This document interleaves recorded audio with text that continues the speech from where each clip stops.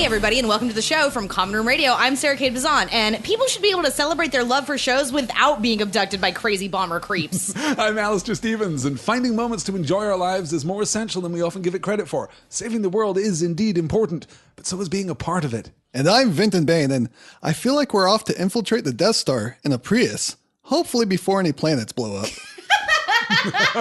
And this week, we're talking about Faith from Valiant Comics, written by Jody Hauser, with art by Francis Portela, Marguerite Sauvage, and Andrew Dalhouse. Dalhouse? Names are hard, is what we've really learned here on this podcast, doing it as long as we have.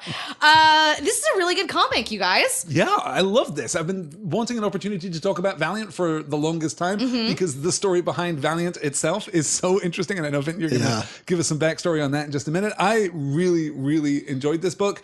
It is also a curious kind of product of the way that we tell comic book stories. Oh, yeah? So I'm interested to talk about, what this is as a text and how it relates to the other texts in like the pop culture space. It's fascinating and dependent entirely upon the charm of Faith. Oh, I totally just agree. Magnificent. Yes. And No, unlike any other hero I've ever read, which is great. Have either of you had exposure to Valiant or Faith specifically before reading this? I'd read the first part of it. This is another one of these instances where I thought that I had read this trade, and I guess I only read the first issue.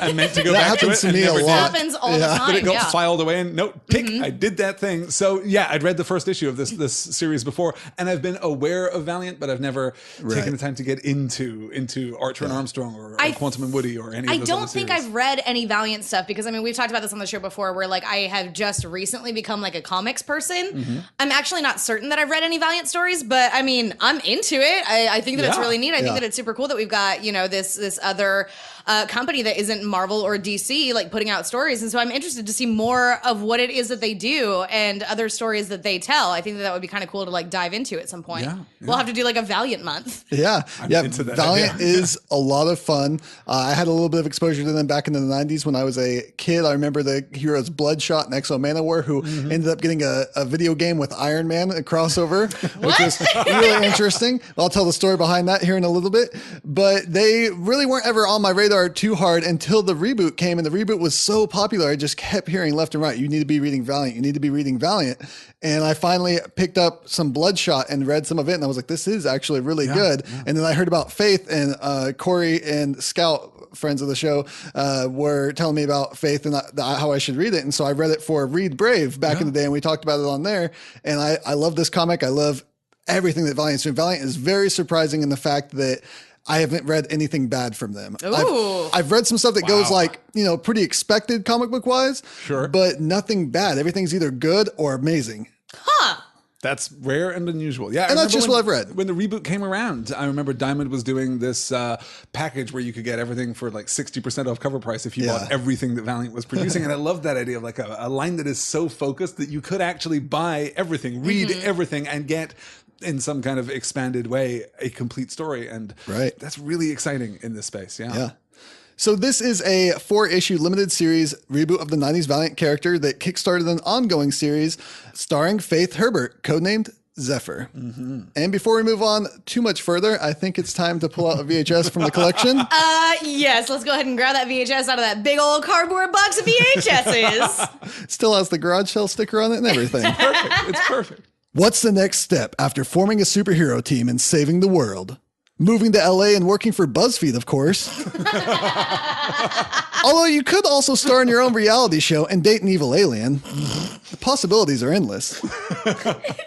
Can Faith, her new TV star friend, her ex-boyfriend, and her ex-cult member, definitely not boyfriend, take down the botanical extraterrestrials posing as the elite hidden among us? Find out in Use Your Own Imagination to insert a joke here about Faith by George Michael, which I didn't do because I don't want to sing. Well, now we know the music for the end of the podcast. Yes, that saves us a lot of time and a lot of discussion later in this process. So let's talk about the creators of this book here. Yes, let's. Jody Hauser is the writer. She's an Eisner and Ringo nominated comic writer who started in comics with her webcomic Cupcake Pal, which sounds pretty awesome. I haven't read any of it, but it sounds pretty awesome. The website's still up, so you should go check that out later. She's known for working on Spider-Man, Renew Your Vows, Supergirl, Mother Panic, Rogue One, Attack on Titan, and Orphan Black comics. Huh. She sometimes plays games and does videos with Geek and Sundry. I really enjoy her Mother Panic comic on the Young Animal imprint for DC. It's a darker character who interacts with Batman and is in the Gotham City, the DC universe.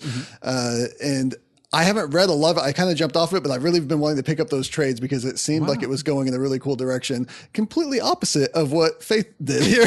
So it'd be interesting to see what she does with that. Yeah. The artist here is Francis Portela, pencil and inker, who has worked on many issues of Dark Horse, Marvel, DC, and Valiant, including Animal Man, Green Lantern, Star Wars, X-Men, and Spider-Man. Wow.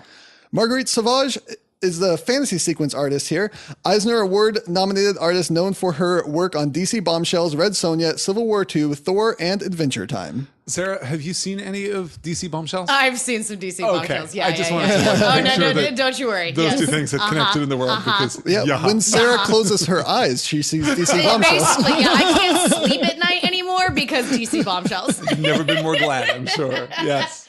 Oh man, I just thought about a burlesque show that was DC Bombshell themed. God, that would be amazing. When you have an idea that good, it is your responsibility to make that happen. Oh God, okay, I'll see what I can do.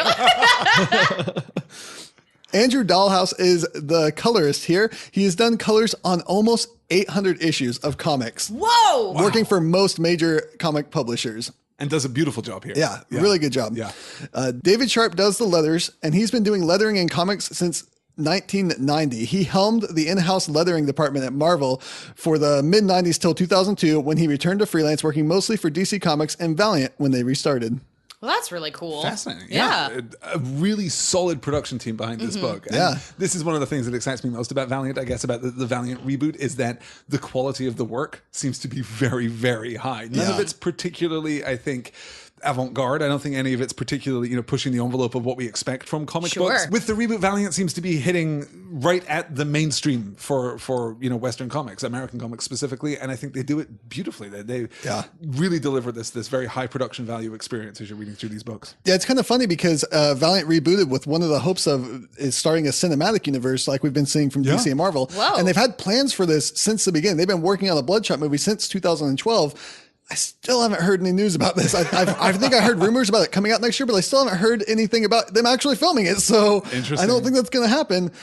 These rumors have been abounding for a while that they're building the cinematic universe, but I haven't seen them actually make any progress toward that goal. It's tough. I guess I feel as though Valiant would work really well as a cinematic universe, but I don't know how you start that cinematic universe. I don't know what your first step down that road is for a self-contained title that can support itself. Supposedly, even if it doesn't work out. The start was going to be Bloodshot, which doesn't make any sense to me. That's maybe not the direction I would. It would be like starting with Ninjak. Yeah, right? I've read like most of the starting characters, Ninjak. and Bloodshot just doesn't make sense to start it. We're gonna read more Valiant, Sarah. It's gonna be pretty great. Bloodshot's basically Terminator meets Wolverine. Yeah. Okay. And Ninjak's a ninja. Ninjak's a ninja. I mean, I gathered that from context clues. Yes. I was always very good at reading comprehension tests in school. Well, let's dive into the history here a little bit. To understand the history of Faith, we must talk briefly about the history of Valiant Comics.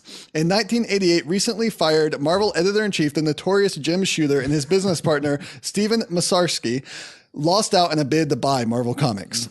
So instead, they launched Valiant Comics. Fun note about Steven Masarski, if we can just take a rabbit trail quickly. Yes. In 1987, he had bought the live action production rights to all of Marvel's characters for just $25,000. What? And when $25,000. $25,000 for all of them. That's nothing. The entire Marvel. Yes. The only reason he sought out to do this is because he couldn't get the production rights to the Cabbage Patch Kids.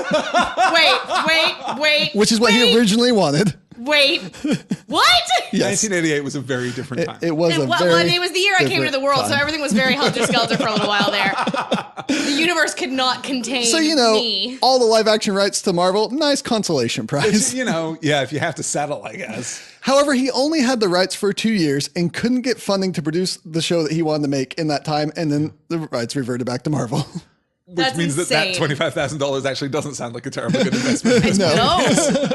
You should probably have a plan in place before you go spending $25,000. Chance to produce a movie. Good luck with that, I guess. Jeez Louise. In 1992, the company Valiant found some success in creating superhero comics in a shared universe with crossovers. And within the next year, Jim Shooter was fired from Valiant.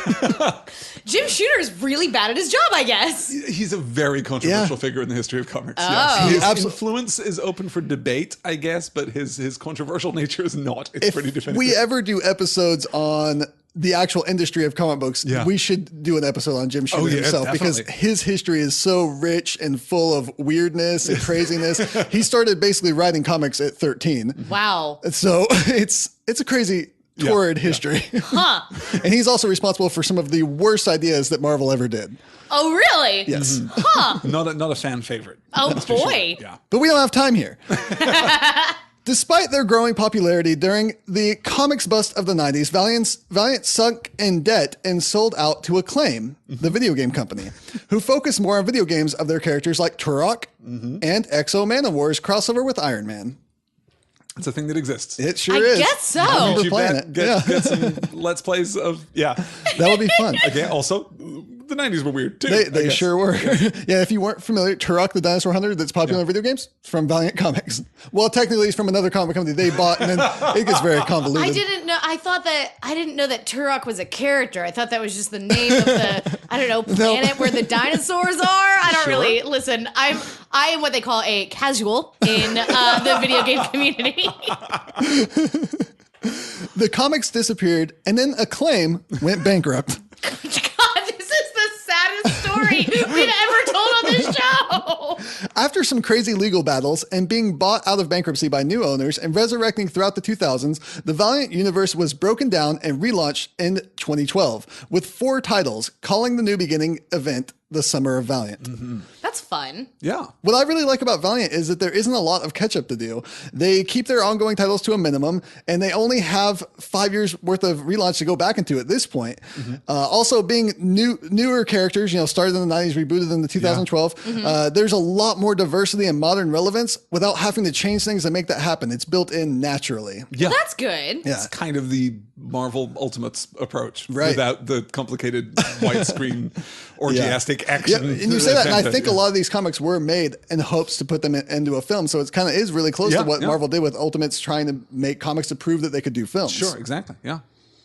So now on to our character here, Faith. She was created by Jim Shooter and Stray Bullets creator David Lapham for the team comic Harbinger, making her first appearance in issue number 1 in 1992. She was rebooted when Harbinger was rebooted in 2012 by Joshua Dysart, who was one of the main architects in creating the new Valiant universe that started that year. Harbinger is kind of like the X-Men or the Inhumans, young people with special abilities known as Psiots, who are being fought over and trying to learn to be heroes. She co-starred in that iteration of Harbinger, where her powers were unlocked by the main character there, Peter Stanchek, starting the superhero team, the Renegades, and saving the world. And her reboot story, her revised origin story is told in Harbinger number 9, which we also read before jumping into our discussion of the first volume. Or I guess you and I read it, Sarah. You didn't read Harbinger I number 9? did not, no, but I got caught up right before we recorded. It's a pretty simple, pretty elemental kind of origin story, but it is very well told. I like it a lot. That Harbinger issue is very good. I love how she traces the dates in her life through pop culture. So when her parents died, she was like, this is the year they took me to see Spider-Man and the Clone Wars, and they missed out on Firefly.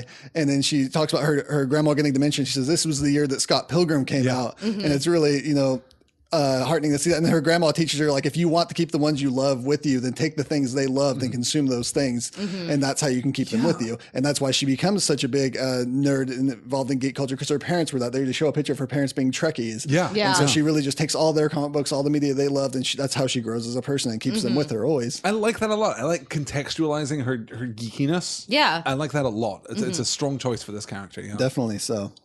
The Harbinger title that we mentioned that she got rebooted in here was actually a pretty dark and dramatic comic, but it was done really well. A lot of dark dramatic comics are just dark and dramatic for the sake of it because they think that makes a comic good.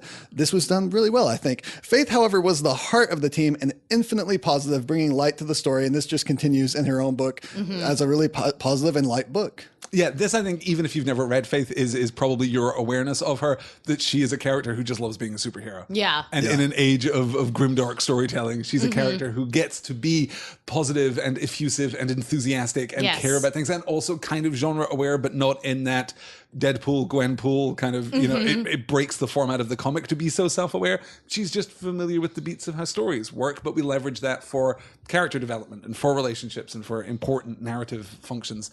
She's just great. This is why I love Faith. Like, I like this story a lot. It has its problems. It has its slow parts, I think, and I'm not sure that it hangs together beautifully as a limited series. I feel as though you can identify the moment 2/3 of the way through this series where they realized, oh no, Faith's actually just going to be an ongoing. We don't have to wrap everything up. We don't have to we don't have to have this be self-contained. It can just be a primer on this character. And the limited series, as a result, falters a little bit for me. But I love that perspective on this kind of character. It should also be noted that when saying ongoing series with Valiant, while they do call them that, it is a bit misdirecting because they don't actually do ongoing series the way that Marvel and DC do. They don't just keep counting up to like 800. Yeah. They actually kind of soft reboot the numbering, but not actually anything in the storyline as story arcs go along. Yeah. So you'll see this is called Faith, Hollywood and Vine, and it's its own thing, 4 issues. The next one starts again at number 1 and it's called Faith something else. And they do that throughout. Like Harbinger went 25 issues, it went away, and then they brought something else back, and they do that often. So like Bloodshot has come back and forth 3 or 4 times because they only want to keep like 4 ongoings at a time. So then they end those, tell a different story, and then come back to that character later. So it's basically like seasons of television. It's kind of, yeah. Like Faith That's season really 2. point. Yeah. It really is like because Marvel and DC have both caught a lot of flack for this kind of shameless renumbering because number 1 issues sell more than any other issue of your comic book. Of course, the number 1 is going to sell more than a new issue 7 or a new issue 35 or whatever. And Marvel and DC have been, I think, rightly criticized for arbitrarily and somewhat cynically renumbering their books. But Valiant, I think, Sarah, you're absolutely right, do have this more narrative, more structured, much more intentional approach to the kind of that seems like the way tell. to do it, certainly, as well. I mean, I understand that like comics are different from, like TV shows and things, but I mean, I don't know. Like, I think that's true in part, but so much of the comics industry is just inherited. Right. We have series that run for, damn near 1,000 issues in some regards because that's just what's happened. We've just ended up here. Yeah. And back in the day, we didn't tell long form stories that actually required numbering. The formality of which issue of Captain America are you reading in 1967? It doesn't really matter. You can read them in any order. You can jump in, you can jump out. Now things are very different. And I think Valiant really has a 21st century approach to that kind of structuring. Yeah. And the fact that they do it so intentionally, I think, really speaks to their strength. I think that would be really helpful for both Marvel and DC if they were to do that too. I mean, I'm not saying that they need to like stop all of their ongoing series, but if you were to start treating them as though it's like seasons of a show, it's like, okay, well, this year we're doing, a few issues of a Captain America run, and then we're going to tell that story, be done with it, and we're not going back to Cap until like season 2 or whatever, which we'll do next year after we've told another story. I mean, I don't know, just to me, that makes way more sense. Once Action and Detective clear the 1,000 issue threshold, which we've just renumbered so that we can hit 1,000 issues in the pretty near future. Once that's happened, we'll be open to more progressive and intentional renumbering schemes, I think. Yeah. So I think as we dive into this story, the best way to sum up Faith as a character is the way they do it on the introduction page for this book. Alistair, would you read this introduction for us? I would love to. When a car accident left her orphaned, Faith Herbert was raised by her loving grandmother and found comfort in comic books, science fiction movies, and other fantastic tales of superheroes. In her teens, she would discover her fantasies were reality when it was revealed that she was a Psyot, a human being born with incredible abilities. Imbued with a telekinetic ability to fly and a companion field that allows her to physically move objects, Faith joined a group of fellow Psyots called the Renegades to stand against the forces of evil. She's since left her renegade family behind to take on the world's challenges on her own. She may have a lot to learn about the superhero game, but if there's one thing she's always had, it's faith. It's pretty good. It's pretty good. A little inspiring start there. I love the way this book is written. There is a levity to all of the dialogue, to all of the captions, to every word that appears in these books that I just love. There's a lightness of touch that warms my heart, warms my cynical, encrusted heart here in 2017. I had a couple points I wanted to bring up before we actually dive through the story. Sure. One of which is when I talked about this story previously on a different podcast, I found out this bit of information. I don't know if it's still true, but at one point, Valiant had the only 2 protagonist main characters who were presented as plus-size body types, the other being Armstrong from Archer and Armstrong, which we'll talk a little bit about as we continue. Of course, Archer appears in this series. When you say plus size body types, not by comic book standards. Yes. Not, inverted Dorito body size, but actually people of weight. Representing real life people, which is something that doesn't happen very often in comics. I sincerely love the way that Faith is presented as a physical woman within the pages of this book. Yeah. I love that it's something that we don't shy away from. We don't ignore her weight here, but we also we never play it for a laugh. Yeah. Oh, thank God for that. Right. Yeah. Like, it's really nicely done, and maybe not perfect, but really well intentioned. And it's not focused on necessarily. Exactly It is right, mentioned, but it's not focused on. It's a non-issue here, which is something different than the way this was handled in the past. I haven't read much of her, the comics that she was in the 90s, or even all the ones she was in Harbinger and the reboot, but from things that I read online in the 90s, especially, she was constantly the butt of the joke because of her weight. And I'm really glad that doesn't happen here. Oh, man. The 90s were a different time. Jim Shooter was in charge. Yes, and comic book art in particular in the 90s was very different than it is now. It had reached, well, you can call it a nadir, you can call it the furthest end of that pendulum swing, but yes, it was very different. Yeah. I'm very glad of the way that we handle that. Yeah. And as we've mentioned already, there's so many nerdy references in this comic. Oh, she yeah. really represents geek culture well, I think. She's a huge fanatic of things, but also a normal, responsible adult, not being stereotypical in the way that fiction often handles these types of characters, handicapping them and making them like still living in their parents' basement, not being able to do normal things. Right. Well, and even the way that she employs these references and this particular language feels so completely authentic. She feels very much like a geeky person that I know, like a fangirl that I know. The way that she slips into, using Frank in the middle of the comic book. Right. It's just, it feels very true. Sarah, I really wanted to ask you about this because we've talked before about characters who are, oh my God, so Sarah Kate Pazant, right? We talked about Patsy Walker. We talked about, is Faith recognizable to you as a geeky woman in 2017 who is kind of interested in many of the same properties as you are? Yeah, I think so. I think that Faith and I would be like good friends. I mean, just looking at like all the illustrations of like her apartment and all of the different like nerdy things that she's got like around her house.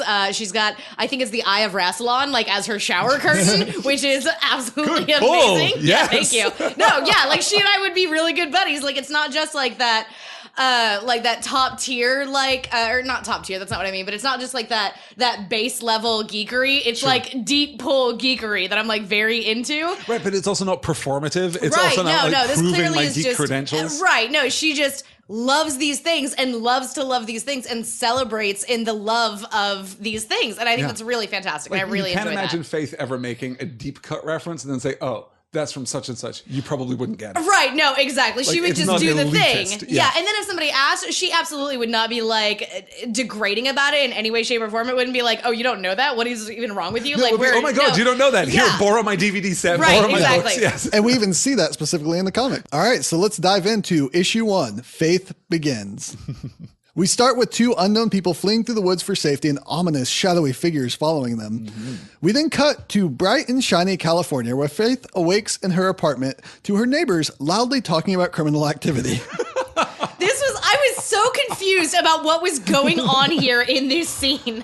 I love everything we get. It's not quite a splash page. It's, I don't know, what is that? 2/3 of the page maybe was we get the isometric view of Faith's apartment. I love this so much. There's so much going on. She's got a PS3 there by her TV. There's little a Godzilla, Darth Vader toy next to the Godzilla. Yeah. I did hunt through this book for a Sailor Moon and couldn't find one. I was really hoping that there would be. That's a darn shame. No, I didn't see one. I think that every comic on Earth could be improved by the inclusion of a background Sailor Moon. That's probably true. But yeah, I really appreciate because her apartment reminds me of my house a lot. There's just shelves filled with books and movies and figures everywhere. It's pretty fantastic. And I really like the quote that she hears being yelled, "When were you going to tell me you're an arms dealer? I figured that was a third date sort of thing." So Faith dons her red wig and glasses for her alter ego, Summer Smith, and investigates only to find out that her neighbors are rehearsing improv. It's not a good wig. It's not a good wig, Faith. No, I think it's darling. I think she looks like Etta Candy, and I'm very into it. And then after she finds out this, the next line is that she hears being yelled is, "I acquired these nuclear warheads to help us take care of our spider problem." And she goes, "Radioactive spiders." I really appreciate that. This is the first of many Spider-Man references throughout this comic. Yes, There's a lot of them. And then we get our first real splash page of Faith flying over the city, commuting to work, because when you can fly, why would you do anything else? Especially not in LA. And what strikes me about this is, of course, that look of joy on her face. She loves flying. She loves being who she is. It's really great. I love the way that we kind of modulate her identity throughout the course of this book without ever really modulating her identity, because she's theoretically three people. She's theoretically Summer and Faith and Zephyr, her superhero identity, but she is none of those things, and the other characters constantly reject her other identities because she's just Faith. Yeah. She is 100% who she is. Yeah. And that's really great. What a great commentary on superhero secret identities. I'm crazy about that element of this book. Yeah. And I really appreciate her daydreams, which we get the first of here. She daydreams of being a hard-hitting journalist by day and a superhero by night, saving a cute celebrity named Chris. Definitely supposed to be Chris Evans, and I love that. It's one of the MCU Chris's, certainly. Yeah. Yes. Well, I mean, he's wearing the tan pants that he wears in Captain America: And The he's First got the Avenger. cap haircut. No, so it's definitely Chris Evans. No, it really reminds me of like Patsy Walker, aka Hellcat, and Batgirl of Burnside. Like just I love that particular like very cartoony style. I tend to prefer that in my comics over the like hyper realism or even like very close to realism. And I don't know if it's just because like this is closer to something like I could draw and create and like can appreciate it in that way, but I love the fantasy sequences. You mean the fantasy sequences are something that are closer to something that you would create or draw yourself? That's really interesting. Yeah, no, I can absolutely see that. Yeah. I love the inclusion in that final the close-up panel of the Chris and that we even get like the pop art dots. Yeah. It's so good. It's Marguerite Sauvage is an extraordinary talent. Yes. I like the art in the rest of the book, but you're right, the fantasy sequences, they're so good. Yeah, and Marguerite Sauvage will be coming back to do some more Faith for a Christmas special this year. I'll talk more about that when we get to the end of this. Excellent. The future of Great. Faith. Yeah. So this dream sequence is exactly how she thought moving to LA would be, but these daydreams crash to a halt as it is revealed that she works for a listicle company like BuzzFeed called Zipline, and her boss tells her that she needs to get her reshare numbers up. Yes. Mimi, the boss. Horrifying. Horrifying. Crazy. She looks crazy in every Showing off panel. super villain vibes. I mean, turns out to be like wicked kind of cool, actually. I mean, at least very pragmatic. She reminds me a lot of Kat Grant from Supergirl, and this was before that. So I want to know if they like took some inspiration from That's really interesting. I mean, yes, though Kat Grant I think is never presented in quite the grotesque light that Mimi is presented in that second panel after she appears when we get the close up and the light in her eyes. No, it's awful. It's very scary. Oh boy, no. My favorite panel on this though is whenever we get the screenshot of Faith's screen and it's a picture of the actor and it says 10 more actors named Chris who should play superheroes on the big screen.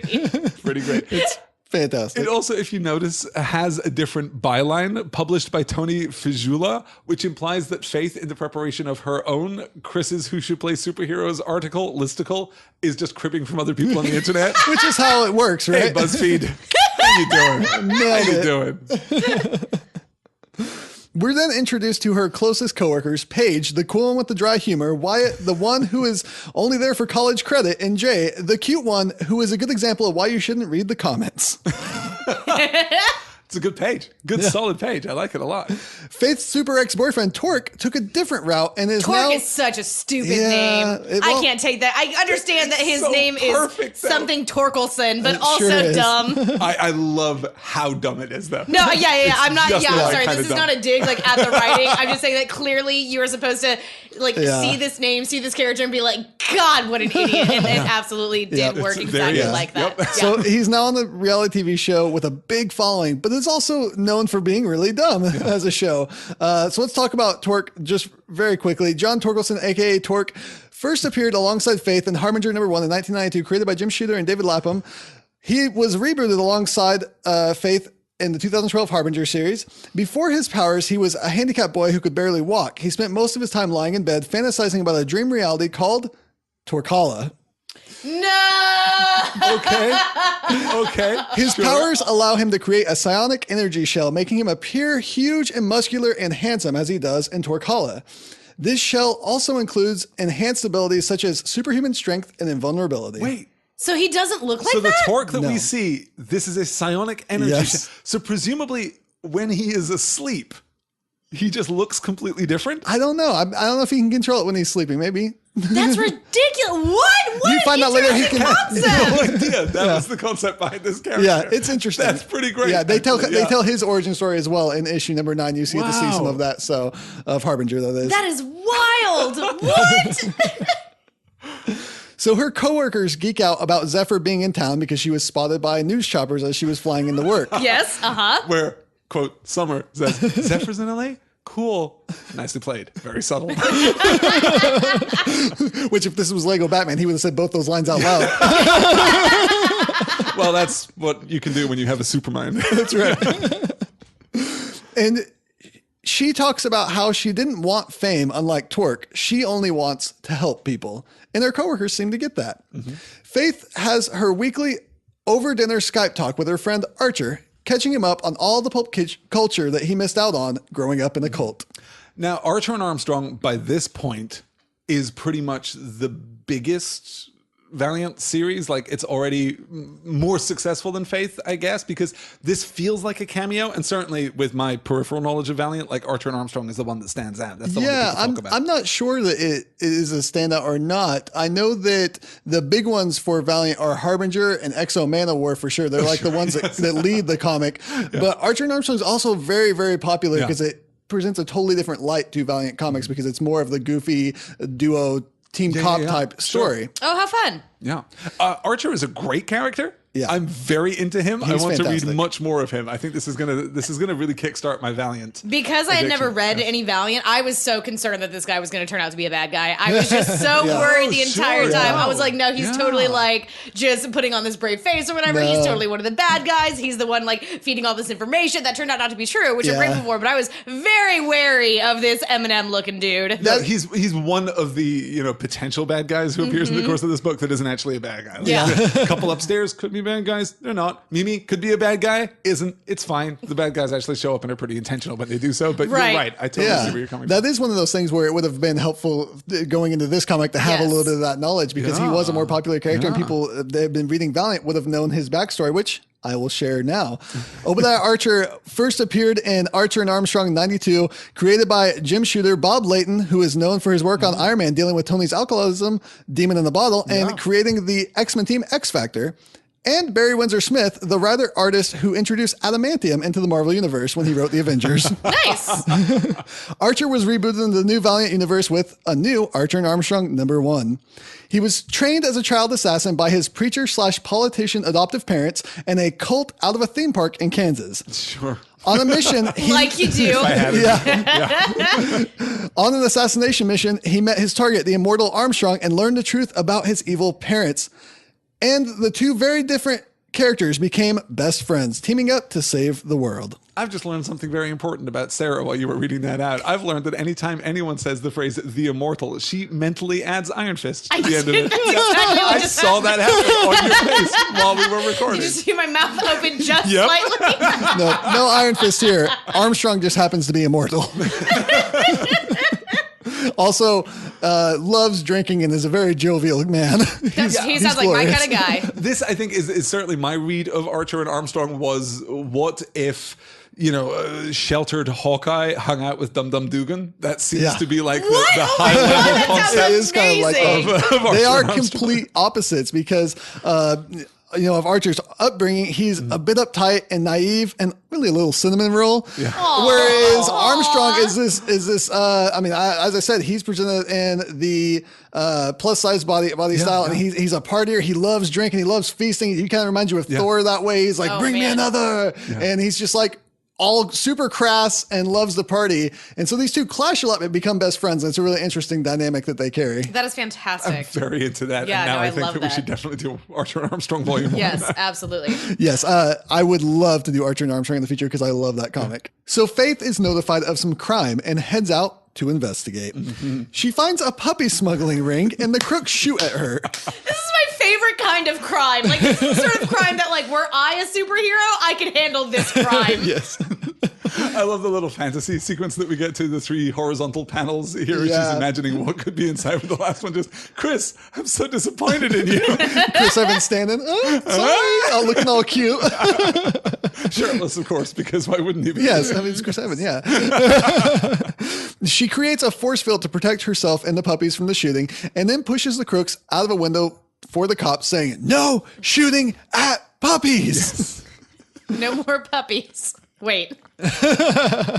We really get an understanding of who the character Faith is here as she speaks boldly standing up against the armed crooks, but her inner monologue is freaked out, thinking, what am I doing? Why am I still talking? I really appreciate that. And I think it really shows us who she is as a superhero. We find out that her friend who has been helping her find the crime is Axe, stylized as @X. Yes. So dumb. It's so dumb. How do you pronounce that? That's so good. Atticus. Atticus. pronounced His name Axe. is Atticus. Axe was created by Shooter and Lapham, making his first appearance in 1992's Harbinger and being rebooted in the 2012 Harbinger number 20. He is one of the world's greatest hackers, and he helped the Renegades take down the Harbinger Foundation in that comic. What is the line that we get right at the end of this limited series where he's described as a teen hacker who is cooler than a movie teen hacker? Yes. I like that very much. Yeah. He mentioned some psyops that Harbinger had been tracking have gone missing, and they should look into it. We see the two escapees from the beginning being caught in an empty house by identical men in suits. Following Axe's directions, Faith arrives at the house soon after, but she only finds one of the suited men who says, "This location has been compromised. It must be eliminated. It has been my honor to serve the cause." Then blowing up the house with both he and Faith still in it. With cool, weird, alien-looking tech. Which Yeah. I like Yeah. Looks very like the centipede tech in the first season of It Agents of does. S.H.I.E.L.D. Yeah, I was thinking Good, of yeah. Witchblade, but yeah. Oh, it yeah. totally does Yeah, like yes, that. yeah. Yeah. And that takes us to issue 2 with that cliffhanger called A Hero in the Real World. And we opened up with one of those fantasy pages here. Yes, it's so good. There are literal rainbows everywhere. Yes. Is that Lady Rainicorn like just dancing around in the background? I'm into It looks like it. And she's got the puppies all licking her, playing with the puppies. Very, very Patsy Walker Hellcat. Yes, Yeah, very yeah, much so. yeah. Yeah. Yeah, she says, when you're a kid, being a superhero seems easy. After all, the good guys always win by the end of the issue or the episode or the arc. Always. They save the people who need saving, no matter the odds. And when you're a kid who's lost everything, that's exactly what you need. But being a hero here in the real world, it doesn't quite work like that. And then the transition into the next panel where the building has all but burned to the ground and the houses adjacent are on fire. Yes. And apart from the vivid oranges of the fire, everything is in this somber blue. Yeah. The coloring Great throughout coloring. the series is just extraordinary. Yeah, it's really wonderful. Yeah, so the house is blown up and it's affected the neighboring houses. All the neighborhood gathers outside as Faith saves a girl from one of the neighborhood houses. And the emotion on her face as she blames herself for this is done really well. Yeah. I really like that. Beautiful. Even as the neighbors and the questioning detective all treat her as a celebrated hero, she still blames herself. Yeah. This is such a great perspective on a hero character. I love this. This is Spider-Man quality. This is so good. Yeah. Yeah. I also love the visual effect of the companion field. Yeah, it's really neat. It's just fantastic. The little swirl that you get that is suggestive, not absolutely explicit, but it's present and fluid and very Faith. I don't know that I can put it in more clear terms than that, but yeah, it works for me throughout. Axe, it turns out, also blames himself for sending Faith there in the first place, feeling bad for putting her in danger. And he says to her, as she gets ready to go to sleep for work, "I don't know why you even have that stupid job. I can just transfer you the funds whenever you need." And she says, "You do, and I'll just donate it to charity again." Yeah, I like that bit a lot. Meanwhile, the two abductees are delivered to a fancy Beverly Hills looking house with moonbathing girls instead of sunbathing to avoid cancer, apparently. That's not how any of that works. Where they are locked back up where they escaped from in a room in the house with more victims. Yeah. The next day, Faith returns to work where she is assigned to watch Something to Torque About, her ex's reality show. Oh my God. To torque Let's about. give them something to talk about. No, that is definitely the theme song of that show. Definitely 100%. Yes, of it. 100%. Yeah, they had like Carly Rae Jepsen cover it. I need somebody to make a trailer about that. I'm not going to put in the time to do it, but someone should. That wasn't a dig at CRJ, by the way. I unironically love Carly Rae Jepsen. She's amazing. And she's supposed to write a scathing review of this show. I really enjoy this. Is the second time we've had this effect here where she's having a monologue to herself and it's going over the people in the room talking and they're just saying blah, blah, blah, as the monologue covers what they're saying. So Yeah, it's done much. really well. We got that in the first issue with all of the proper nouns associated with the Valiant reboot. We get, Harbinger, Psyops, blah, blah, blah, blah, blah, blah. Yes. It's really good, really strong. Seeing Torque's crazy starlet girlfriend Sydney, and him wasting his potential saddens Faith, and she decides to pay him a visit. She daydreams about fighting villains with him again, his girlfriend being a Zephyr fan, and him still being in love with her, but she gets to turn him down, inviting him to her wedding with the Chris Evans stand-in. When she gets there, things don't quite go that way. She tries getting him to help her stop whoever is hunting down the Psyops, but he only wants his fame and money and doesn't want to be a superhero. Saddened, she leaves as he tells her to get out. And there's this moment here at the end I want to point out where his girlfriend says, seriously, that's your ex? You really traded up. And I really appreciate that he says, shut up, Sydney. Yeah. That was a really needed note in that moment. Like, if you're going to do that, you need to have him say that. Yeah. So I think it was perfect. No, it's beautifully done. Yeah. Maybe he's not a total meathead. Maybe he's not, it turns out. Yeah. Yeah. Just after this, we'll see Faith saying that Axe is more of a clock tower guy, not a field agent type of person. And that's a reference to Oracle, who made a clock tower in Gotham her base for some time. Why? It was an easy place to be above all the action and see out and be centrally located in Gotham. But like, aren't you getting like all of the camera feeds Plus, into your computers you know, anyway? Gotham is mostly Gothic clock towers. I mean, fair. Yeah, they've got like 18 Big Bens. You gotta have a cool base, Sarah. I'm sorry. I forgot about the cool base rule. There might be an in-comic reason that I don't know about. I'm not super familiar. Faith uses her journalist identity as Summer Smith to meet with the mother of one of the missing Psyops that she has been tracking. The only clue she gets is that Sam was a fan of the Night Shifters show that Faith also loves, and he went missing when he went to an event for the show. That's where we get that great line. People should be able to celebrate their love for their shows without being abducted by crazy bomber creeps. Agreed. Yeah. Agreed. Yeah. It's not too much to ask. So say we all. If I had a nickel. A woman tries to feed the captive Sam, claiming to care about him, but he does not believe her. As she leaves the room, older identical suited men tell someone called the director that Faith has been snooping around, and they know her alter ego. He tells them to bring her in. Back at work, Faith finds her article on Torque's show is getting a lot of shares, but it's been reworked to be really mean by her boss. Yeah. And her boss tells her that she needs to have a backbone. And she says, should I start now? And she says, I wouldn't. Yes. It's a really great moment. I really appreciate that. Yeah, I think around here is when I finally kind of got turned around on Mimi. I was like, you're just trying to, sell stuff. You're just trying to get your listicles out there. You are the worst, but you're not super villain worst. Yeah. Right. Yeah. You're not trying to like kidnap puppies. Right. Yeah, for sure. That's when gunshots are heard out in the office, and the younger identical suited men are in the office calling out Zephyr, and Faith panics. We end on a cliffhanger of a gunshot, not seeing where it went. And that's where we go to issue 3, The Moment. And I hope you're not terribly worried about that cliffhanger, because it turns out it's fine. It's fine. Totally fine. Of course it's fine. Yep. Has there ever been a cliffhanger that didn't end fine? That's a good question, right? Because if it's not going to end fine, you don't do it as a cliffhanger. Right. The, You the just final do page it. reveal is the beloved character laying bleeding out on the floor. Yes. Yeah, no, that's fair. That's a good observation, sir. Yeah. So the gunshot turns out to be next to the intern, who faints, and they demand Zephyr's appearance again. Her coworkers have no idea why anyone would think that Zephyr is here. Faith, wondering how she can keep her cover and save the day, flips superhero stereotypical thing to do here, and doesn't try to keep her cover, deciding I it's not love worth this. risking the lives. Yeah, no, I adore this. This is absolutely So like great. if you're a real superhero, this is the only course of action in this situation. And it's never what you see in these stories. yeah. The captions read, "My coworkers know me as mild-mannered Summer Smith. They have no idea I'm really Faith Herbert / Zephyr. So how do I save them without completely blowing my cover?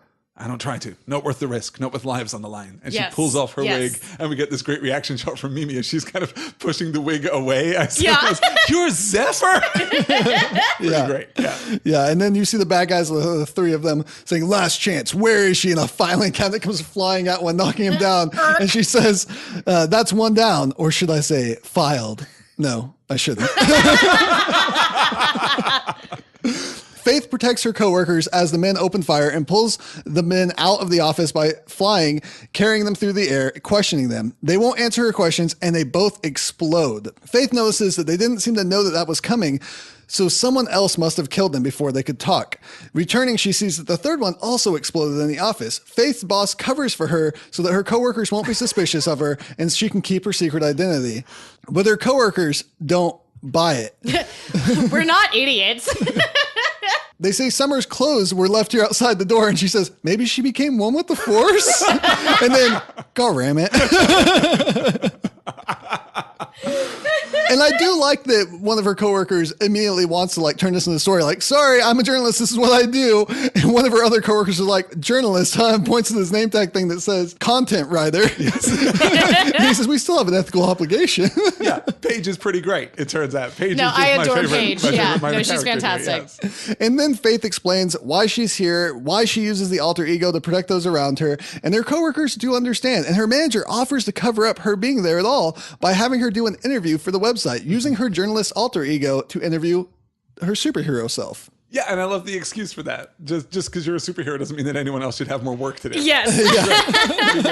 You know, we've talked a lot about the art for the fantasy sequences and then slightly less favorably about the art in the rest of the issue. But what I will say about Frances Portela is that the acting, the emotion that we get from these characters is beautiful. That vertical panel of Faith, you know, looking sorry.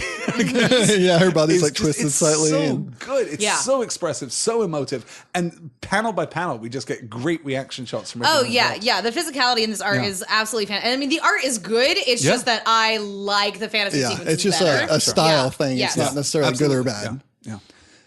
As news of the event reaches back to the director, it is revealed that he calls the suited men extras, that he is responsible for their death. I just got that. Sorry. And he says, this is 3 more lives that humanity owes them. And we will make them pay for all that they have taken from us. And he commands that the experiments continue as Captive Sam is led out of his room. He is strapped to some sort of alien biotech as a cultish hooded group chants over him. And he says, the director says, humanity will feel our wrath. Where they once blossomed, they will wither and die. And the group chants, wither and die, wither and die. Yeah, it's It was pretty about good. this point that I went, this comic is not what I thought it was going to be about. This took a turn. Yeah, it's Can like we go that first back time to you're puppy reading smuggling? Paper Girls, right? It's like, wait, what? You know, the first time you're reading it, or when you're reading the second volume, or when you're reading the third volume of Paper Girls, because that keeps happening. He says whoever is doing it is someone new, not anyone that they've dealt with before. And I really like that. She says, or someone old, if the first evil taught us anything. He says, the what? And she says, remind me to tell you about a wonderful man named Joss Whedon someday. I love the Buffy references in this comic. Makes me really happy. Enjoy the potentials. Let's just enjoy them for all that they are. It's Yes. pretty good. Yeah. Yes. Yeah. I also adore that the way that Faith is in contact with Axe is just on a cell phone. Just on Just on her phone. It's a secure line. He mentions that. really great reception as she's flying through the air above the city of Los Angeles. Well, that's where all of the phone signals live. That's true. In the sky. That's how that works. We don't talk about this a lot on the podcast, but you did your PhD in cell phone signals living in the air above Los Angeles. Yes. Specifically. I didn't, like, that's not what I studied. That was where I got the PhD. Yes.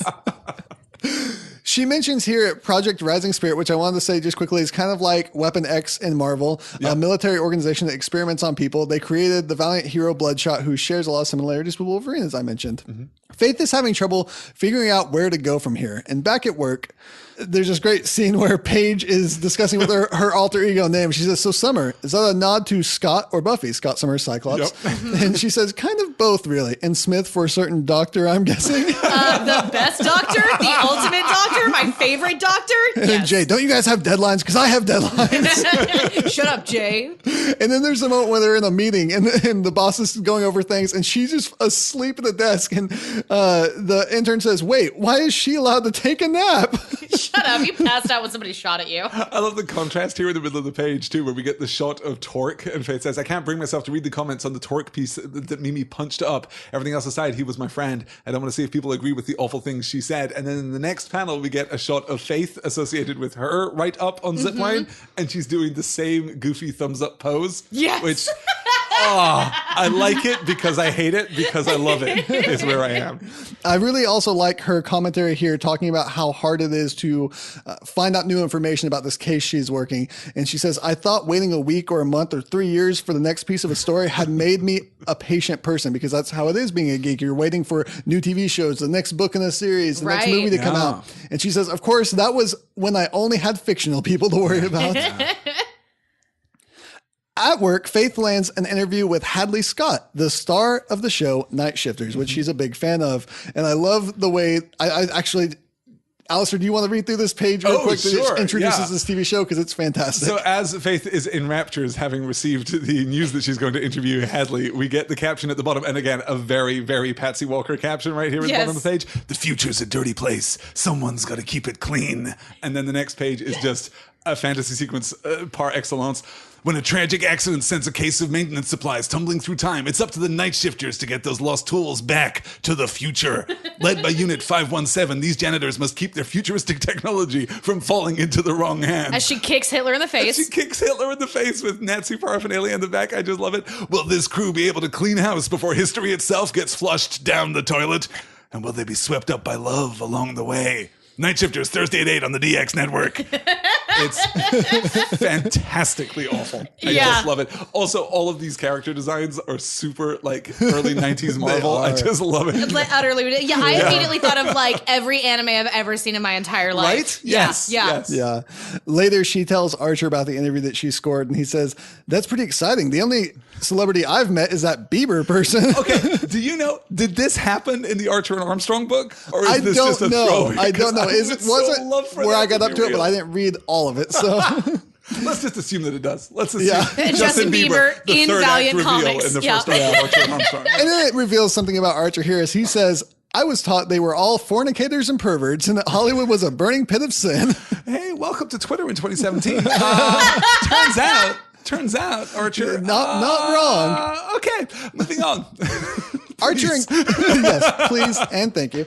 Archer encourages her to enjoy the interview even with the investigation looming, saying it's important to enjoy life even as a superhero. Yeah. She daydreams about her joining this show, fighting a Doctor Doom type actually, and getting an award from the Chris Evans stand-in. But her anxieties come crashing in as the audience and the award show turn into skeletons, asking why she didn't save them, saying that she is too busy living out her little fantasies to help anybody. Yeah. It's heartbreaking. Yeah. And yeah, completely what I look for in a hero. It's not about external pressures on your heroism. It's about internal pressures on your heroism. Right. Faith is a hero because Faith is a hero. And then I think the more that I think about it and the more new comics that we read for Excelsior, the more I realize that is absolutely the through line for heroic characters that I adore. You know, that's true of Spider-Man. It's true of Captain America. Absolutely true of Faith too. Right. The next day at the interview, Hadley admits that the interview is a ruse. She knows Summer is Faith and she needs help.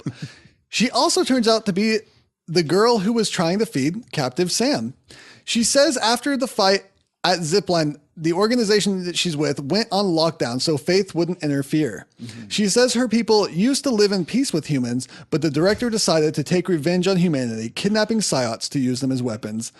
And I really like that Faith goes, "On humanity, are you saying are you really a time-traveling cyborg from the future?" And she goes, "Of course not. Don't be silly. I'm an alien."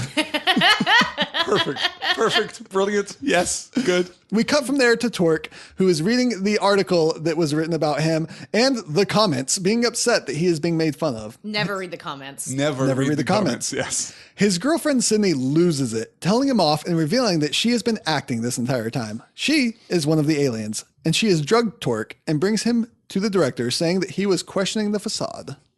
I love how much Torque is just John Cena. Like 100% John yes. Cena. Yeah. Baseball cap Yeah. and all. It's perfect. Yep. I really like this line that she says about the article when he's reading it. "Crap acting my ass. I deserve an award for convincing the world I ever found a human like you tolerable. Screw orders. I'm done playing the insipid girlfriend to a worthless chunk of flesh in a brainless shell." Hey, who are you calling that thing you just said? Who do you think hey, why are you going to of? And then he passes out. Very good. Yeah. Very good. Then we get the reveal of the director being the cult leader here for the aliens. And he says, "For too long, we lived among the humans, pretending to be a part of their pitiful species, but we merely wear their forms. We are the plantlings of a superior race, a seed that shall soon bear fruit. After thousands of years, it is time to strike. Soon, humanity will wither and die by our hand." They're like wicked dramatic. I don't know what they're like. We don't get like a whole lot of backstory like on the. There's a lot more in other plantlings. comics. Yeah, their main story is all told in Exo Man of War.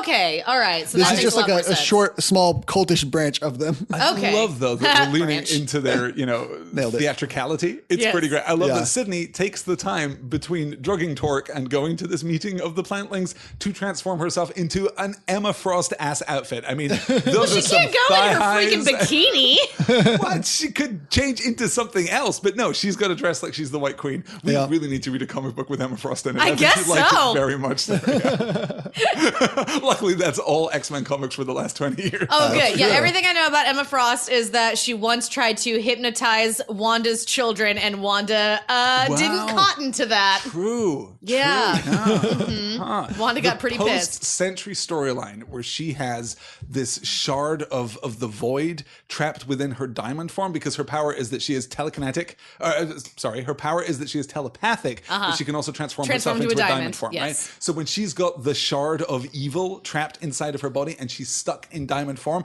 where she cannot feel anything, it's fantastic, like physically or emotionally. Sure. It's fantastic. A really, really great storyline for Emma Frost. That's really interesting. One of those breakout characters. I don't I'm a big fan. care much for Emma Frost, but I love the Cuckoos.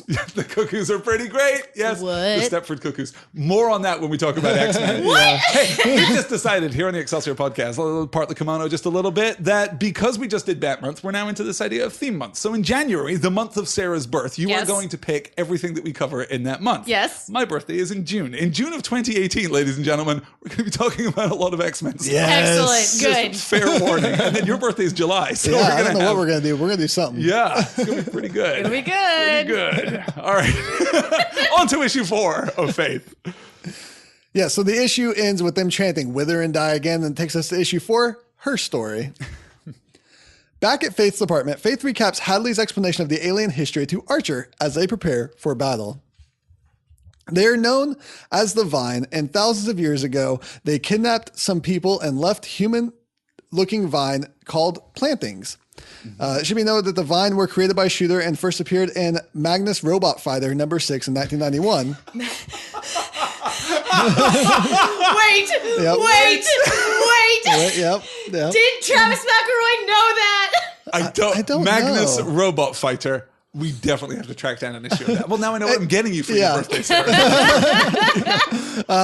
The Vine were rebooted in 2012, Exo Man of War number 1. Like I said, that's where most of their story is in those comics.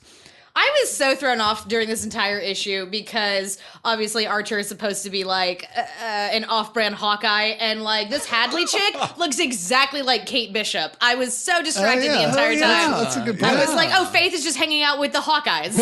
Hang out with the Hawkeye. I haven't thought At about home that. with the Hawkeye. At home with, oh my God. Home with the, can we have that show, please? Hey, at Marvel. By the way, this would be a good time to announce that Marvel, owned by Disney, Disney is creating its own streaming service, and they announced they're going to be creating multiple Marvel animated shows for that new streaming service. Yes, they have also said, because we've been a little worried about the Marvel movies at least leaving Netflix in the very near future, Disney has announced that their streaming service will be significantly cheaper than Netflix. So I guess if all you watch are Marvel movies, Sarah, I'm specifically talking to you. No, This husband isn't a and I have podcast for already the talked people at about home. this. This is Yes. a podcast just for you at this point. Right. The Disney streaming service allows you to watch all that Marvel, all No, that good Marvel content. Literally, my husband Nathan and I talked about this just the other day, how we were like, we don't need Netflix anymore. Nope, Netflix isn't great anymore. I'm on Hulu all the time these days. The only thing I've used Netflix for in the last 3 months was Stranger Things 2. That was Yep. it. Defenders, was that? No, last I 3 think that months? was like 4 months ago. Time is weird. A construct. Flat circle, yes. Flat circle. That's arguably not going to be on Netflix for much longer either if Disney does all this. We don't know. Wait, so where will Jessica Jones go? Well, no, there's a huge question mark over the Netflix original content. Because it's whether or produced not by they have- Netflix. Oh. It's owned by entirely Disney. possible that it'll end up on both platforms. And that Well, it'll that's just fine. be there. But it's also possible that they have a timed exclusive. No one knows because Netflix is a closed box that has been sealed up and buried deep beneath the bowels of the earth. No one knows anything about It's the in that internal giant workings of hangar at the end of Indiana Jones. As far as we know, we're the only ones that watch Defenders. They don't release their numbers. They explain that these aliens took the places of power throughout history, and one of the bigwigs, the director, formed this cult in Hollywood. Being mad about the aliens that were killed in the battle when they first came to Earth. They are experimenting on psiots to use them as weapons, as I said previously. Hadley admits she was assigned to lure in Sam because he was on their list and a big fan of her show. And I like Faith's line here. I didn't want to try a solo title with so many lives at stake, and that's why she called in Archer for the team up. Yeah, I love it. I love Archer being here. I love that UPS delivered his crossbow in time. That's Yes. a great little ad there for UPS. Yeah. Also, Faith picked up the bolts he asked for from her local crossbow supplier. And as It's the same crossbow supplier that Buffy Summers goes to. oh, obviously, yeah, Fair. Yeah, Okay, yes. it's in California. that's right. Which she keeps calling it sunny California, so possibly there a it is. sunny Dale somewhere. Keep that in the podcast. I really appreciate that when Faith hands over the bolts, they touch hands briefly. And there's that moment where Archer's trying to like not talk about that. And she's like, so I guess this is kind of our first date. And he stabs one of the bolts and starts bleeding. He's like, tactical assault on a heavily armed compound is a date. And she says, saving the world is the best kind of date. Agreed. He's so awkward. I mean, yeah. Yeah. Absolutely, yeah. Yeah. Highly recommended. He's very funny. Dinner and a movie's fine, but if you can team up to save the world, you It should worked for definitely Wanda do and that Vision. thing. And Yep, I there do you have go. to say, Archer and Faith are kind of an OTP for me. I love them. I love them together. They're absolutely perfect. Yeah. They're really great. Yeah. With some backup from Axe, the three of them head out. The Vine have hive mind communication, so they have to be careful not to be seen as they rescue the prisoners. Hadley admits that she can't help them fully because she can't risk being cut away from the hive mind of her people, but Faith reminds her of an episode of Night Shifters where her character had to face a similar decision, whether to side with robots or humans, because she was both. I mean, kind of similar. Kind of Not similar. Really. Kind of similar. Great robot genocide 3-parter. Yeah. Pretty good. And she says that she already kind of decided by choosing to help Sam over the Vine. Okay, I want to ask you guys a question here. On this page, as they're breaking into this elaborate villa, we get this caption right at the top. It's almost a new moon, so the lunar bathers won't bother sitting out tonight. And yet, clearly within that same panel, it is a full moon. Also, it was a full moon like a night ago when the lunar bathers were out. Is this a joke? Is this something that I'm not getting, or is this just know. an I inconsistency? think it must just be a right, because like you get the full moon like the one night and then the 2 nights on either side. Thank you, Buffy the Vampire Slayer. And then it Depending on the laws of lycanthropy, yes. right, well, sure. I mean, you know, if the clouds are in front, then you're fine. Anyway, no, it's like lycanthropy is completely Yeah, if wonky. there are clouds in front of the moon, then you don't turn into a werewolf. Yes. But if you're inside and the clouds are not covering the full moon, then you turn into a still werewolf. werewolf. Yes. Yes, yeah. Lycanthropy yep. is complicated. Yes. None of us have a PhD in lycanthropy. No. We were too busy studying cell signals. Yes. We know this now. Uh-huh. Is this just a mistake in the caption? Is this just a mistake in the art? Or is It this, must as be, is more because it's likely, gonna a take- joke that I'm not getting? Well, no, I think that it might be a mistake because it's supposed to take like some time to get from like full moon to new moon, right? Because the moon wanes. Yeah, the new moon is the absence of a moon. Yes. Yeah, well, I mean, not the absence of a moon. The moon is gone. You know what? Fair. But it is in the Earth's penumbra. Thus, you don't see the moon. It seemed like a weird line. I don't know why that beat is in there, but it Yeah. feels so intentional. And the rest of the dialogue and the captioning is so intentional that I Yeah. felt it had the cadence of a joke that I wasn't getting. It to very kind of well expand might. I on feel like there's halfway. references in here that I don't get just Yeah. because I'm not a fan of literally everything. And there's a lot of everything You in here. absolutely are a fan of literally everything. I do try. I do want to just briefly comment back when they're talking about the show that Faith is trying to convince her with. They're fighting an evil Rosie the robot. They from are the definitely Jetsons. 100%. Holy shit. Yeah, Rosie she's the robot. cloaked Yes. and evil looking. It's Yes. amazing. 100%. And then Faith says, I think I just leveled up in inspirational speechifying. Inspirational speechifying. Thank you, Firefly, the television show. For so much. Yes. Archer quickly takes out the guards before they can communicate anything. As they break into the room with the prisoners, it is empty and it explodes. As the smoke clears, the director approaches them with mind-controlled psiots, including Torque. He commands the psiots to attack. And Faith exclaims, Torque? Oh, good Gary Mitchell. Which is a reference to a Star Trek character. It is, absolutely, yes. Who is Gary Mitchell? It's original series of Star Trek. Yeah. Don't worry about it. You'll never need to know. Okay. The potential psiots whose power have not been activated wear these mind control helmets that Hadley and Archer start quickly destroying. Faith flies up into the sky with Torque as he starts choking her. She realizes the reason that it looks like he isn't wearing a helmet is because of his psychic projection, and she pulls off the invisible helmet through the projection. This makes so much more sense. I could not figure this out because I didn't know Torque. Okay, Yep, great. it's just hidden Good. from his projection. Good. Ah, The rescued Psyots, Hadley, Archer, and Faith, confront the director and his hooded Vine members. They say they demand justice for their people, but Faith says revenge is not justice. And they keep just repeating themselves every 30 seconds. It's very weird. Yeah. The Vine, get it, guys? Rip Vine. Faith then goes on to this speech. Sarah, would you read this speech first? Absolutely. You've been here thousands of years, right? Pretending to be human. And all of you, you're living the human dream. You're making TV shows and movies that millions of people watch. You're telling human stories. Stories that make people laugh and cry and think. Stories that are there when we need them the most. Stories helped make me who I am, made me want to be a hero. They've shaped so many of us. And you're a part of that. All of you. Don't you see? You're not pretending to be human. You are a part of us. You're a part of our story.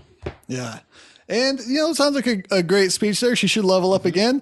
But then he just says such lovely words. Destroy them. Though we get the extra line before that. One of the most important parts of being a hero, trying to find a non-punching solution when you can. Right. Which I appreciate, yeah. It depends on your type of heroism, but yes. True, most of my heroes tend to punch and or destroy the entire world with just their words, but... And the battle begins. And we get this great bit of back and forth between Archer and Torque, where Torque is talking. He's still stuck on having this alien girlfriend saying, she's still pretty hot, though. You're the Archer dude, right? You're a friend of Faith's? Yes, a friend. Exactly. This is completely unlike a date. It's such a weirdly, Lego Batman line. I love Archer in this book. I just adore him. Pretty great. Sydney and the director try to escape, but Faith grabs the director, carrying him away, saying, sorry, this series has been canceled. And then saying, leveling up on banter, too. Sydney does escape. And the director says, are you going to kill me then? I've seen how humanity's so-called heroes take care of their problems. And she's like, what? No, that's not how I work. Not now, not ever. And he says, you're a fool then. The Viner Legion, your idealism only means more will suffer in the future. And she says, they can try. We'll just have to stop them again. As Torque comes walking into the room saying, dunno, dude, sounds like a date to me. My God. This is the most compelling argument in favor of this kind of heroism that we've had here on Excelsior in forever, which is significant because we've just come out of Bat Month, and this should be a major element in Batman's characterization and isn't always. I love this argument. It's not about you. It's not about the bad guys. It's not about the villains. Yeah. You don't get to dictate the moral landscape. We get to dictate the moral landscape. Mm-hmm. And yeah, we're not going to kill you. And if we have to stop you again tomorrow and next week and a week on Thursday, we're going to do that because that's what being a hero is. I love Faith. I love That's Faith. what heroes do. That's what heroes do. Ah, so good. And we get this great splash page of dream sequence and of friends. how Faith wishes that she could form a team with all these people. Faith and friends. Archer, really good at combat. Torque, and another person that's good at hitting stuff. Unit 517, fictional cyborg, character. played by an alien actress. And Axe, a teen hacker even better than the movie hacker. Together, they'll defend the Earth from any threat, no matter how strange. But the reality is a bit different. They're also definitely fighting like a weird seahorse hydra at the bottom of that page, which I kind of love. Yeah. Maybe it's not a seahorse hydra. Maybe it is just many giant alien seahorses. But either way, I'm shooting happy. lightning out of their snoots. Yes, out of their snoots, indeed. They are the lightning snoots. Yeah. Hadley stays behind to provide testimony to a military branch that's taking care of the situation afterwards. And Faith is a little bit sad that night shifters had just been renewed, too. Torque, on the other hand, is actually liked one of Faith's Facebook posts, so maybe there's hope for the future between them and their friendship. That panel of him sitting at his pool in his very Tony Stark-esque LA mansion is so touching. He's really sad, because they never found Sydney, and she says, I hope he's okay. Yeah. It's wonderful that this book manages to land these emotional moments. Yeah. Yep. If your ex likes your Facebook post, don't get back together with your ex. It's called a breakup because it's broken. Don't do that. Don't do that. Yeah, he has to, like, real, retweet genuine you life advice from the Excelsior podcast. If you break up, don't get back together. You should do some kind of advice podcast. I don't know. Comic advice for the modern era. Have you tried punching it? No, heroes find non-punching solutions. Oh, sorry. Have you tried inspirational speechifying? Yeah, but Sarah's the anti-hero. We all know this. She's our very own Jessica Jones. That's right. I mean, yeah.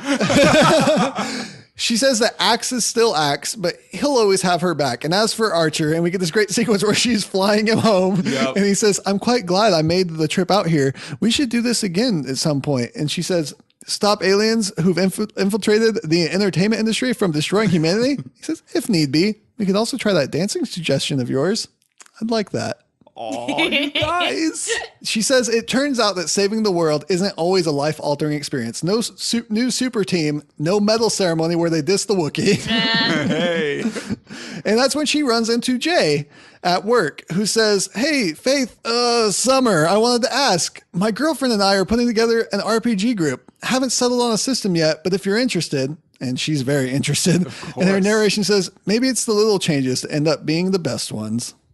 It's the specificity of the dialogue Yeah. here. Yeah. I just like, we're putting together an RPG group. Haven't settled on the system yet because we're real nerds. We're Well, not just going to play D&D. I mean, it's right. probably going to end up being D&D or maybe Pathfinder if you're way more into like the Sure. like rules system. I don't know. Maybe they're doing Monster of the Week. Maybe they're doing Fate. Maybe Fate Accelerated. I'm trying to list up all the RPGs I know. Could be doing Burning Wheel, certainly. Fiasco. The Mouse Guard system. Yeah, we could be here for a while. It's fine. We absolutely could.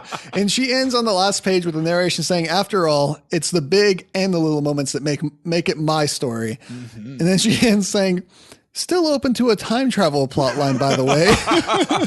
Well, it's comics, so you'll get one eventually. Yup. Yeah. And that's the end of the issue Her Story and the end of our book that we're covering today. Yeah, that's it. Before we sat down to record this podcast, Sarah, I said to you that I wondered if this was going to be one of those books that we discuss and thereby end up enjoying much more. I am very pleased to say that that has absolutely happened to me. Yes, absolutely. When I first sat down to read this this morning, I enjoyed it, but I wasn't like just so enamored with it like I was with Batgirl of Burnside or Patsy Walker. But yeah, going through and talking about it and like just being made aware just of how, I mean, like the whole positivity and enthusiasm thing that Faith has going on that are like her primary characteristics speaks so much to me. Like I love that, absolutely adore that. And so yeah, no, absolutely. I enjoyed this much, much more on like the discussion of it and going through and talking about it. Yeah, me too. Vinton, how do you feel about this book? Yeah, I love this book. I loved it the first time I read it. I loved it more the second time I read it. And I think I love it more now that we've talked about it. That's excellent. I do find Faith to be a really fascinating book because it occupies this interesting space within the context of Valiant as a line. Faith could not be the only comic put out by Valiant. It couldn't be Right. like their flagship title because it just... I don't know if it doesn't carry that weight or if it doesn't have that significance to it, but I think more than either of those things, it's because it is itself interdependent and intertextual. Yes. It is a commentary on comic books, yes, but it's also a commentary on the other Valiant comic books. Yeah. It's a commentary on Harbinger and a commentary on Archer and Armstrong, and presumably by extension a commentary on the other books in the line too. I like that very much, but I'm interested in the idea that some stories are dependent on their context, are dependent on their milieu. Like, can you have a Faith story that exists outside of these other stories? Right. You couldn't just have this character, right? Like, as distinct from even a character like Patsy Walker, right? Where we celebrate the connections with Patsy Walker, aka Hellcat, with the rest of the 616 universe and how great those connections are. I feel as though you could sit down and pick up Patsy Walker and read that book and just completely enjoy it without knowing anything about the 616, not even knowing that there was a 616 universe. Yeah. I'm not sure that I could do that at least as readily with Faith. I like that she's a part of a broader world. And I like that the Psyot storyline in particular is so potentially dark. The idea of individual human beings being inadvertently weaponized and then hunted or recruited. That whoever controls you, you are now dangerous, and whoever controls you has a major advantage. Right. That's a really cool idea, as you said, Vinton, that has been reflected in mutants in the 616 and certainly in humans. Hey, Marvel, Inhumans is never going to happen. You can give it up. It's just, it's trying fine. to make Inhumans happen. We understand the impulse, but don't do it. Also, did you guys see that story this week that Disney was going to buy like most of Fox, including the rights? There's for some the X-Men? legal problems there, but it would be really exciting for them to have the X-Men again, so they could stop focusing on the Inhumans so much. The Inhumans are good for what they were. Stop trying to make them the X-Men. Yeah, though. it would be really great though. For 3 years from now, that deal goes down, and Marvel's just like, nope, actually, Inhumans, you guys were right the whole time. You were right. here are the 12 titles that are going to form the relaunch of the X-Men side of our continuity. Yep. Yeah, There's been some talk about putting in like a cinematic Secret Wars where they introduce they kind of reset the universe. They introduce the new heroes. They bring in the X-Men, bring in the Fantastic Four. We're getting closer to that. I like the idea of that. Yeah, we get we get the Avengers from the movies. We get the X-Men. They can retire all the actors and start again. Jessica Jones showing up on Battle World. It'll be great. Yes. Wait, what? Thank you. Who put Jessica Jones on Battle World? I'm saying if we're doing Secret Wars, we should be doing the whole Secret Wars. We'll talk about Secret Wars sometime. I guess so. Maybe next June, maybe I my guess birthday so. month, when I get to talk about 12 issues of comics continuity that will baffle and confound everyone, me included. Yes. So to end this, I wanted to just mention that since this mini, they launched the ongoing Faith series, which went 12 issues up until this past summer when they launched Faith in the Future Force, both also by Hauser.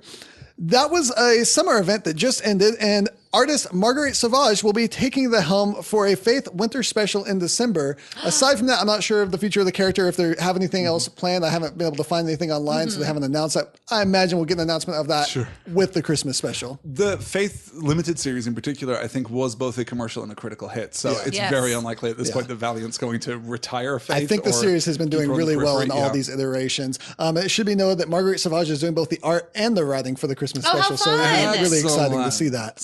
Yes, I'm in. And if you guys haven't picked up DC Bombshells, definitely go pick it up. It's extraordinary.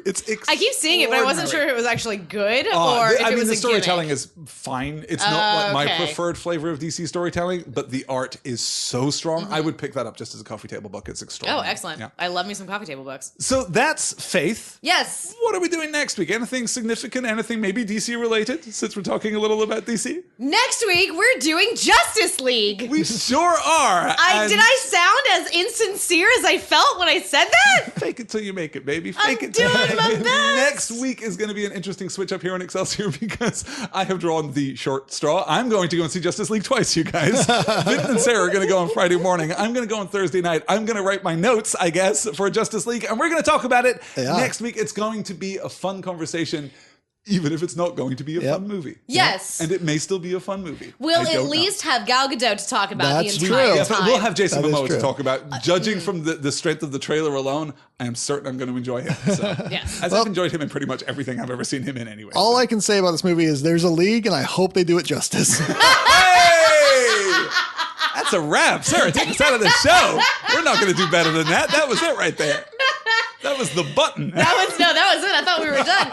Thank you guys so much for listening to the show. We so enjoy getting to talk to you guys. And talk with us. We want to hear you guys' thoughts about the movies and the comics and the stories that we cover. You can find us collectively at Excelsior Cast. You can find me at Elsa Grab the Salt. I'm at Paper Bullets. And I'm at Fleshy there. And you can hear more from me on the Graphomania Podcast Network. On the podcast, Read Brave, where I tell you what's new this week in comics. And you just had some extra thoughts on Thor Ragnarok. Yep, a little bit. Not quite discussed that enough. Excellent show. If you enjoy this show, if you like what we're doing here, if you want to support us, then head on over to patreon.com/Common Room Radio. You can kick us $1 a month or whatever you can afford, and you get access to gag reels for this show, which are hysterical. Yep.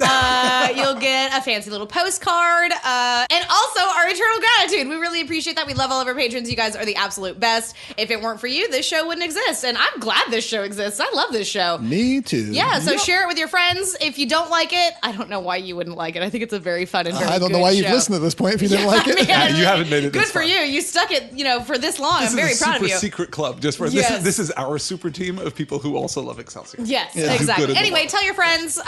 Rating, reviews on iTunes is always helpful. Share us on social media and all that kind of stuff. But yeah, I think that's going to do it for us this week. Thank you guys so much for listening, and we'll see you next week with our discussion on Justice League. Once again from Common Room Radio, I'm Sarah K. Bazant. I'm Alistair Stevens. And I'm Vinton Bain, and I thought about doing this podcast by myself, but I didn't want to try the solo title with so many lives at stake. Excelsior! 'Cause I gotta have faith. I gotta have faith.